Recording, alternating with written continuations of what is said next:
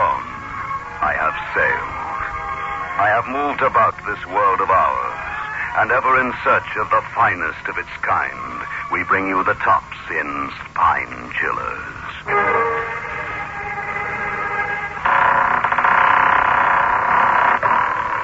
The Creaking Door.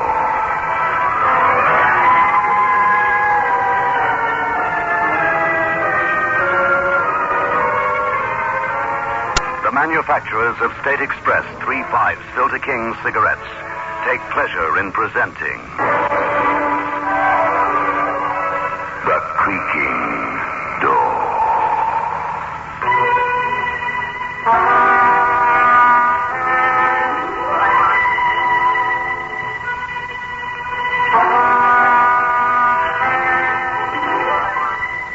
Good evening, friends of The Creaking Door.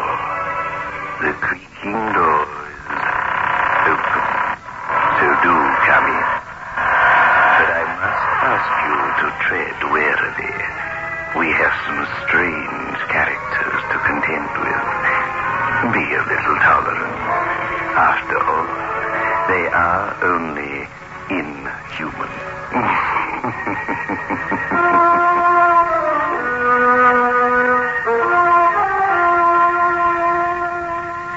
Get 3 5s. Get the taste. 3 5s by State Express. Get the taste of international success. The taste that's uniquely 3 5s. Only when no expense is spared in its making can a cigarette taste so light, so smooth, so satisfying. 3 5s. Get the taste. The taste that State Express created for you. The taste that has made 3 5s the king-size cigarette of international success. Get 3 5s. Get the taste.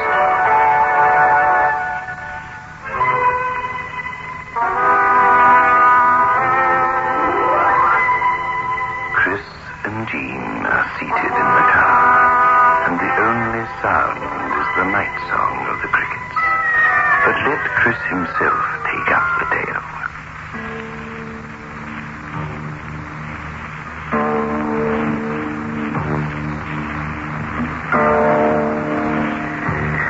Yes, we sit in the car all right.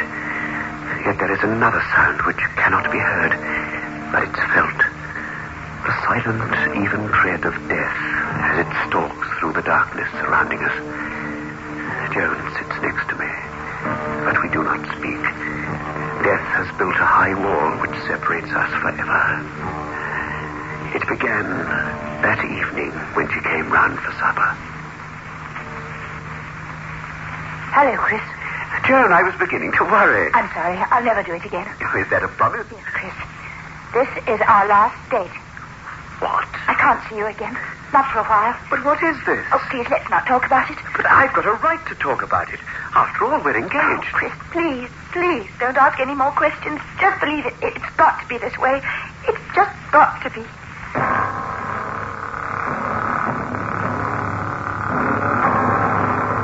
We began supper. Joan sat across the table from me. Her face was drawn and bleached-colored. I had to make her talk. I had to find out what was wrong. Believe me, Chris, nothing's wrong. But there is, Joan. Something's happened to you. I told you not to ask questions. There's something you're afraid of. Oh, why'd you say that? Because it's written all over you. Your eyes, the way you sit there. Everything you say, everything you do. No, you're wrong. Why should I be afraid? Why? Oh, all right. Oh, I almost forgot. There was a phone call for you, Joan. Phone call? Yes, about half an hour before you came. A woman. She said she was phoning from Ludlow Park. Well, that's all she said, except that you'd understand the message.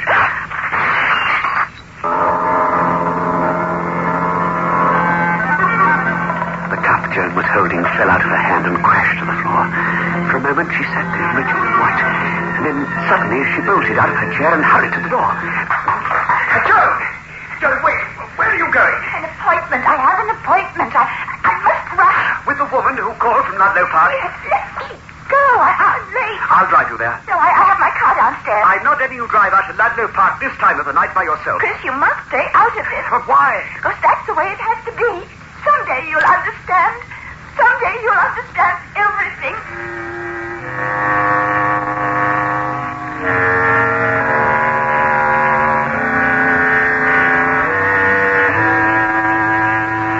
after she'd gone, I thought of the woman who'd called from Ludlow Park.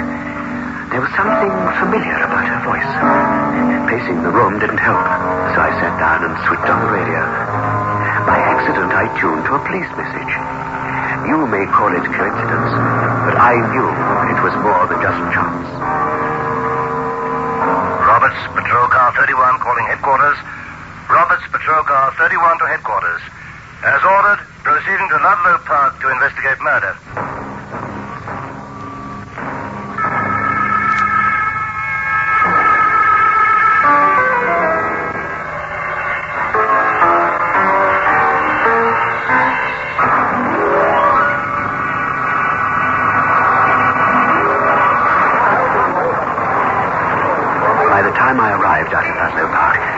Searchlights had attracted a crowd of morbid curiosity seekers. All right. Stand back, please. Stand back now. It's all over. Let me through. May I get through, please? Hey, you. I said stand back there. Yes, but I've come about the person who was murdered. So did all the other sensation seekers. I said get back there. You don't understand. I can identify the body. You can identify the body? Yes, I know the one who was murdered. There isn't much left to identify after that night. You come with me. I'll take you to the sergeant. I tried to stop her coming out here. I told her. Huh? Here, wait a minute. Who are you talking about? With Joan Vickers, my fiancée. The woman who got murdered. Murdered woman? You got it all mixed up. It wasn't a woman who got slashed. It was a man.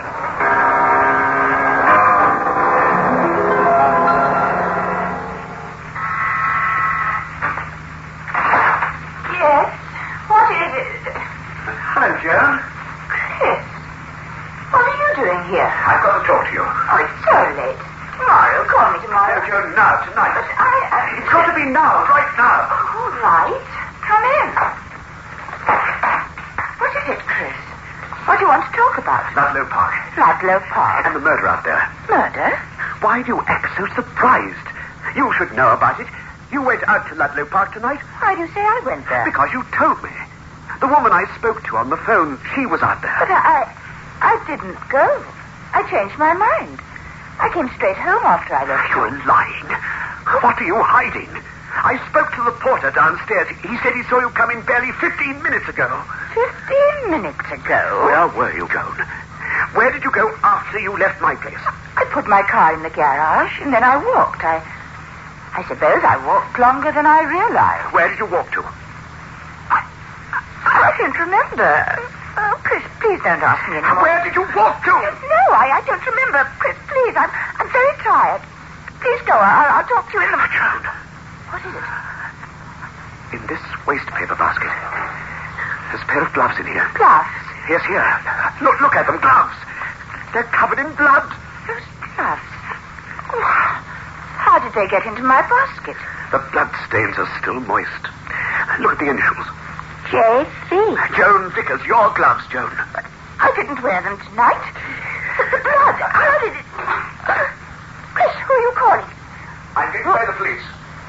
Oh, Chris, wait, you mustn't. Don't call the police. Why not? Because they won't believe me. No one will believe me. Joan, I'd believe you. Then put the phone down, for heaven's sake. Put it down. Thank you, Chris. I wasn't really going to talk to the police.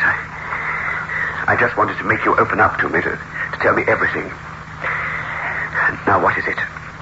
What is it no one will believe? It's that woman. That horrible woman. The one who called from Ludlow Park? Yes. Oh, she's evil. Chris, as evil and as black as the devil himself. She's the one who knifed that man to death tonight in the park. And you say you weren't there? I wasn't there. Then how do you know it was a man who was murdered? I didn't say whether it was a man or a woman. Didn't you? No. I didn't say how he was murdered. Yet you knew he was slashed to death. If you weren't there, then how did you know? I'm mixed up, Chris, but I can't explain. She was here just before you came. That woman. She told me what she did. She told me every horrible detail. She made me listen. You keep saying she. Who is this woman? Believe me, Chris, I don't know. Not even her name? No, not even that. The first time I saw her was about 2 weeks ago. That's when I started to break our dates. You remember? Yes, but... Well, one night when I came home, she was here, in the apartment. I was standing right here, taking my hat off. And when I looked in the mirror, I saw her there, behind me, grinning at me, a terrible, hateful grin. She said we were going to be like sisters. Blood sisters. Why didn't you tell me about her before us? I was afraid of her. She has a strange power. I can always feel her near me. She said that if I told anyone, she'd kill me. Well, now I've told you. That means I'll be murdered. She'll find out and kill me. No, she won't, Joan. You'll be all right. If you're telling the truth about this mad woman... I am, Chris. Believe me, it's the truth. Then I'll find her, Joan. I'll find her and stop her.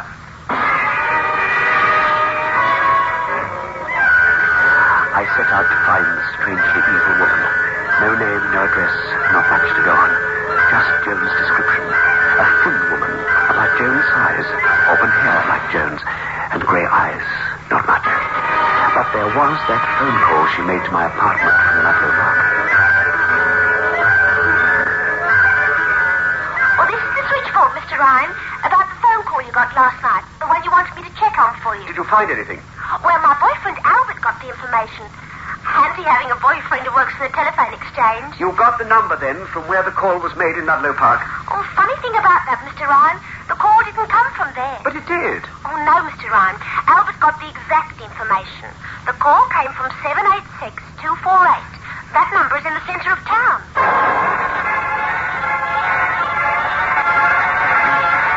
786-248 was Joan's phone number. The call came from Joan's flat. That woman's voice. There was something faintly familiar about it. Now I knew what it was.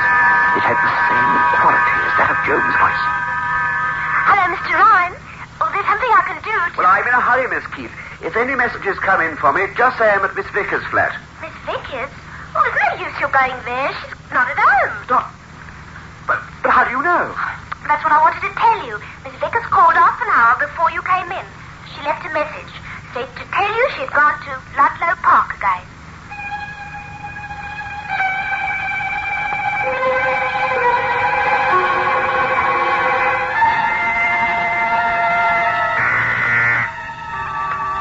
CID, Detective Sergeant Roberts speaking. I'm calling to prevent another murder at Ludlow Park. Well, you're calling about 15 minutes too late. The ambulance is on its way back from the park now. And there's a corpse inside with more knife holes than you can count.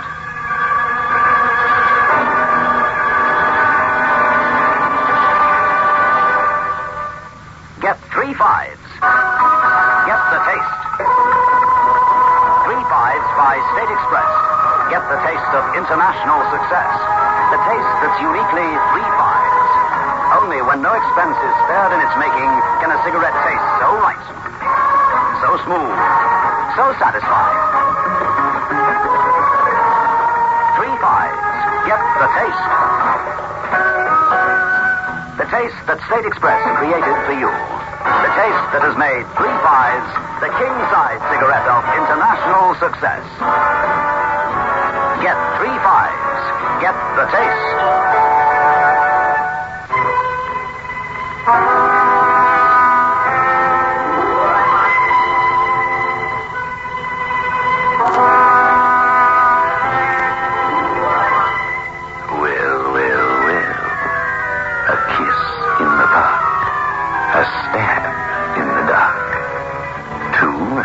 So far.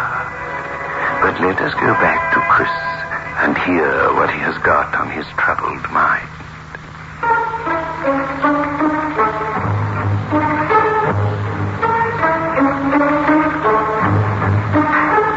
Another murder in Ludlow Park. Another brutal, meaningless murder. Only a mad person, a completely insane human animal could kill like that.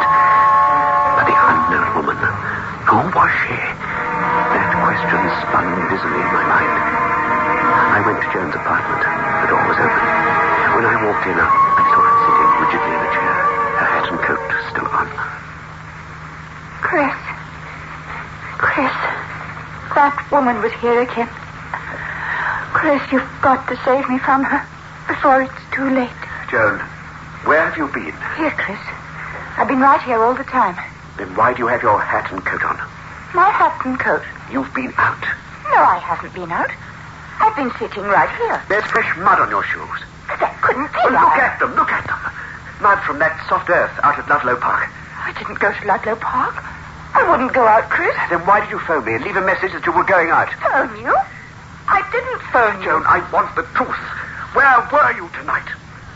You were out of this apartment. Where did you go? I don't remember going out. Oh, please believe me, I don't remember anything. She does this to me. She comes to visit me and I forget everything except that she was here. Joan, are you sure there's another woman? What do you mean? Just what I said. Is there really a woman or... Oh, there is. She's real, alive. You've got to believe me. I'm trying to, Joan. I'm trying with all my might. You know nothing about this new murder. Yes, I know. She told me. She told you about the second murder? She told me. The same kind of murder, a man, deep knife slashes, almost complete mutilation of the face. Oh, she's a horrible thing, Chris. She laughed when she told me about it. She laughed this fiendish laugh. Oh, Chris, my time will come soon. Take me away from her, where she cannot find me. No, Joan. No, you're staying here. And tomorrow afternoon, I'm taking you to a doctor. A doctor? A psychiatrist. You don't believe what I've told you? Yes, but You think I'm mad? Oh, just do as I asked, darling. Dr. Fisher may be able to help both of us. I'm not sick. I'm all right. I'm just frightened. You explain it all to Dr. Fisher. I won't go to a doctor. If you don't believe me, then no one will. No matter what you say or do, I'm not going to a doctor.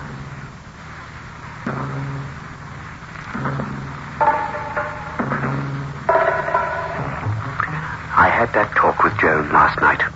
This afternoon, I went to see Dr. Fisher alone. I told the doctor as much about Joan as I felt it safe to mention. A clear case of schizophrenia, Mr. Ryan. Split personality. But that can't surely be, Doctor. This young lady I told you about is aware of both personalities. Mr. Jekyll was also aware of Mr. Hyde. Yes, Doctor, but that was fiction. Fiction is often no stranger than truth. These split personalities have no power to prevent the sudden changes in identity. And when the personality shift occurs, other changes often accompany it. What do you mean? Well, there are often slight physical changes, such as posture, gait, and frequently vocal quality. Her voice. I told you about that. The voice of the woman on the phone was different, yet there was a similar quality. Exactly, Mr. Ryan. I strongly urge that your friend be given medical attention as soon as possible. I wanted to bring her with me today, Doctor. She refused to come. If only there was some way of getting it. Oh, pardon me. Come in. Sorry to interrupt you, Doctor, but there's someone waiting outside. A very agitated case. I'll be through in a moment. Have them wait. Oh, she insists on seeing you immediately. Her name is Joan Vickers.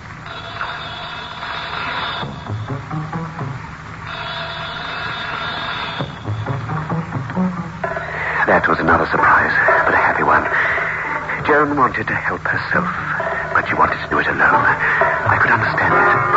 I left the office and waited outside under a tree in spite of the rain. I stood there for about 10 minutes, and then... The scream came from the house. I rushed across the lawn, back into the building. I opened the door to the doctor's office. The nurse was standing in the center of the room, sobbing hysterically. On the floor at her feet was Dr. Fisher. His face was slashed to ribbons.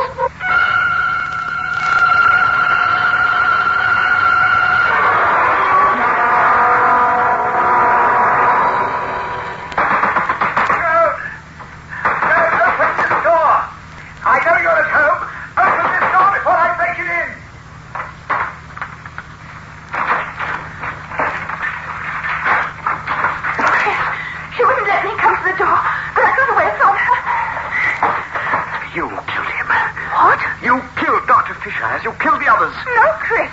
It was she. But I saw from his office window. I saw you run across the lawn. Chris, I wasn't out. I didn't leave the flat. The lift man brought you up 5 minutes Oh, ago. I was out. Believe me. It was she.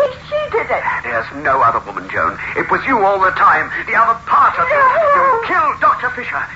In your crazy mind, you thought you'd get to him before I did. Chris, don't talk like that. You've got to believe me. There is another woman. It was you who called me the other night. You called this apartment before you came to my place. You used the voice of your other personality. That's why I didn't recognize it. I didn't phone you. You don't realize it now. You don't realize all those terrible things you're capable of doing. Chris, if you love me, don't say love you. A mad killer like you. I wouldn't kill. I couldn't. The other woman, she... I told you, there is no other woman. You described her to me. And that fits you, too. Thin like you, your height, auburn hair like yours. You told me you first saw her standing behind you when you looked in a mirror. You were looking at yourself. Yourself! Wrong, Chris, and I can prove it. She's here now, in this flat, in the other room. Oh, come with me, Chris. I'll prove it. I'll show you. Here, Chris. There. See for you.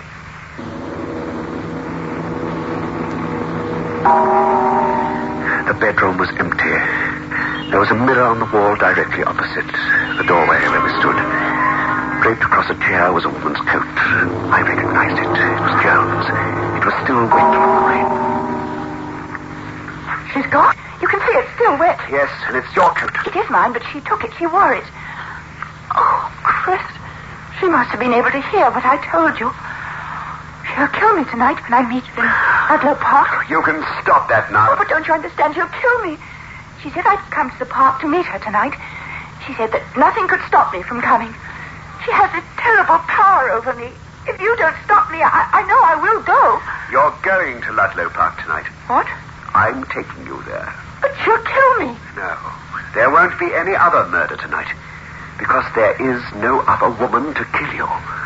That is why I'm taking you, to prove that there is no other woman except you.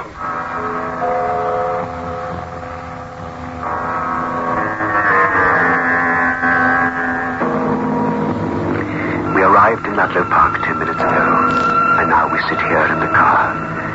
Joan sits next to me, but we do not speak. Death has built a high wall which will separate us forever. I've just taken the keys out of the ignition. Chris, where are you going? I'm leaving you here in the car alone. Oh, Chris, please. I'm going for a walk. I'll be nearby. Oh, Chris, you can't leave. She'll come and kill me. I told you I'm going to prove to you that there is no other woman. You'll be alone in the car for a while. Oh, Chris, wait. Wait, come back. Hello, Joan.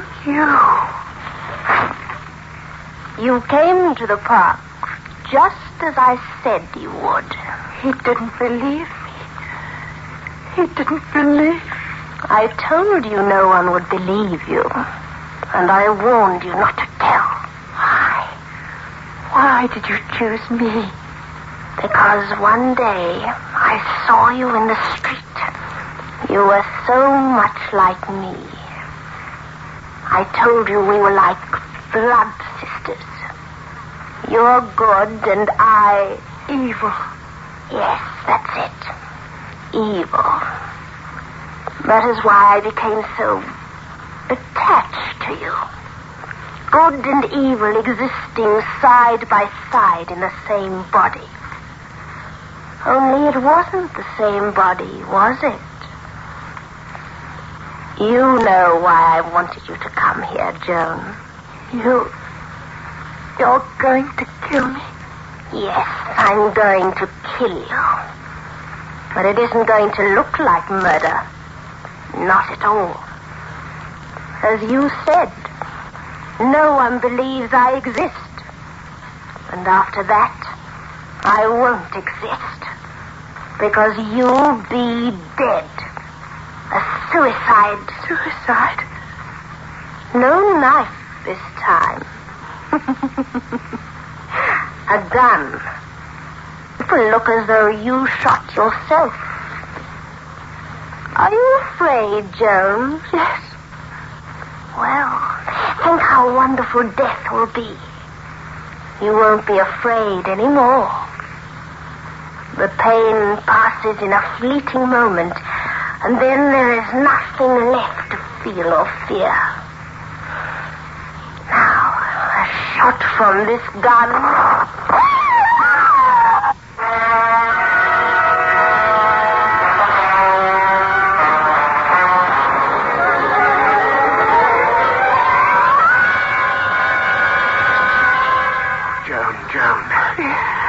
Joan, you're all right. But her gun. You fainted. It was my gun. Oh. I've been in the police force for 21 years. It's the first time I've ever shot a woman. Before we left tonight, I telephoned Sergeant Roberts, and thank goodness I did. She's dead? Yes, in the back seat. But I wouldn't look if I were you.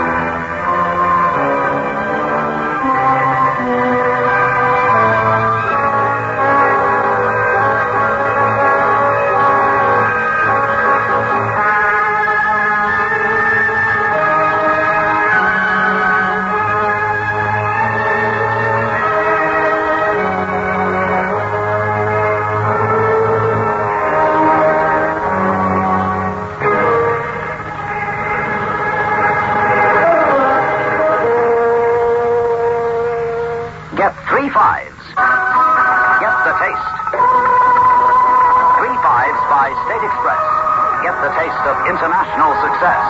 The taste that's uniquely 3-5s. Only when no expense is spared in its making can a cigarette taste so right, so smooth, so satisfying. 3-5s. Get the taste. The taste that State Express created for you. The taste that has made 3-5s the king-size cigarette of international success. Get 3-5s. Get the taste.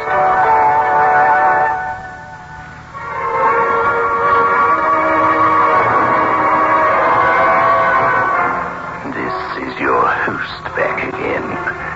Just a reminder of our rendezvous next week. Where are we going? Through the creaking door, of course.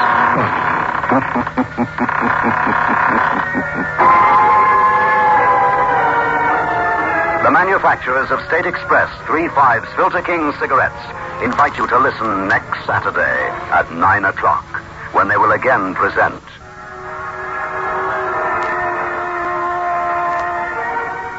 The Creaking.